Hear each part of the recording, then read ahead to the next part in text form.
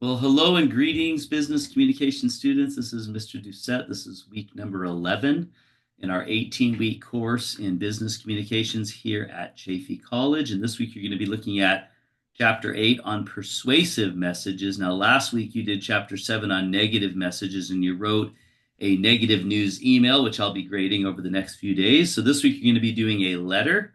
So make sure your letter is formatted like a letter, and there's plenty of samples in the book. I also provide a few samples in this assignment instructions as well. So make sure it looks like a letter and you have all the pieces that a letter should have, that it has the proper margins, etc. And that you also follow the AIDA method, which was part of the check-in assignment this week as well. So make sure you understand what that AIDA method is. It's very popular for persuasive messages. And it basically stands for, it's an acronym for attention, interest, desire, and action. So you certainly want to grab your reader's attention, especially when you're trying to persuade them at the very beginning.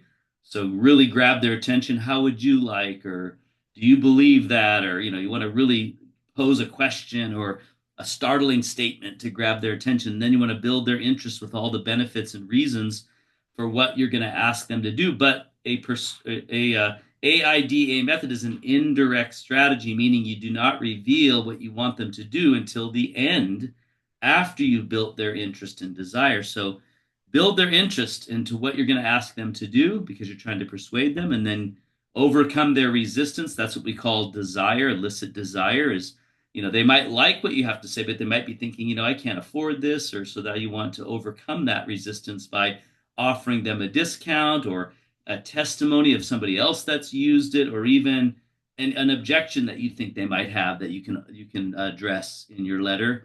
And then finally, you want to ask them and call them to action and make it very easy for them to follow through on the action. So that's what we're going to be writing this week. That's the persuasive message. And I'll be showing you that here in a minute, but let me go ahead and share my screen. And I kind of jumped ahead in talking about all that, but I think it's important. And I'll probably reiterate it again. So here we are looking at our homepage in Canvas, and we are in our second module. So we have another couple of weeks for that. And we're in week number 11. So I'm going to scroll down. So that's 2 weeks after spring break.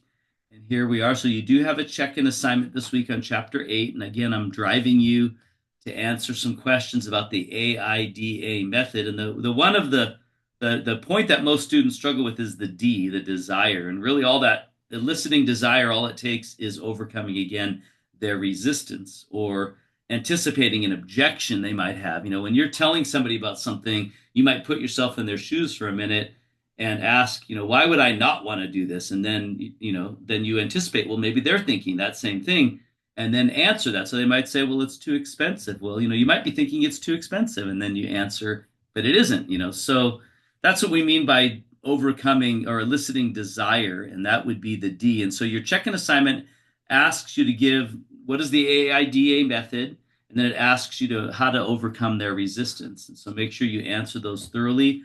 And then you have a PowerPoint on chapter 8, so make sure you read the chapter and review the PowerPoint.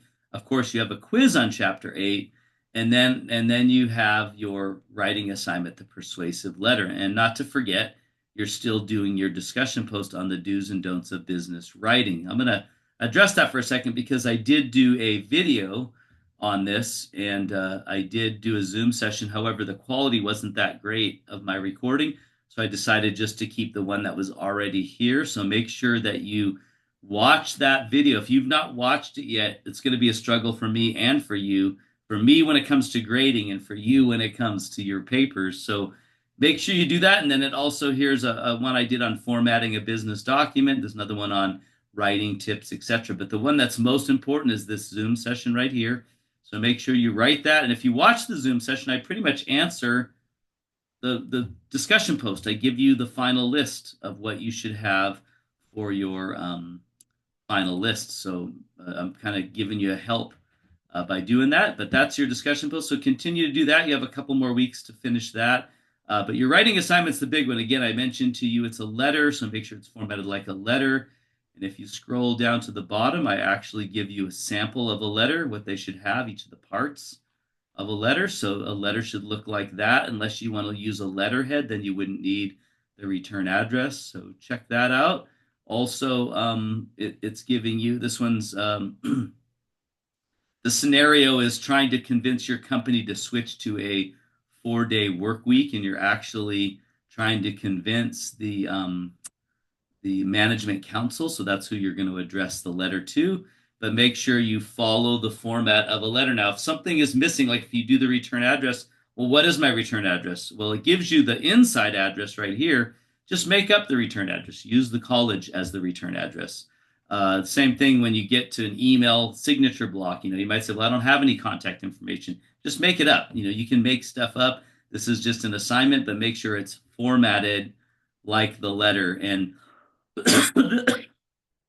this particular, excuse me, letter has no text design in it at all. So it's very poorly as far as how it looks.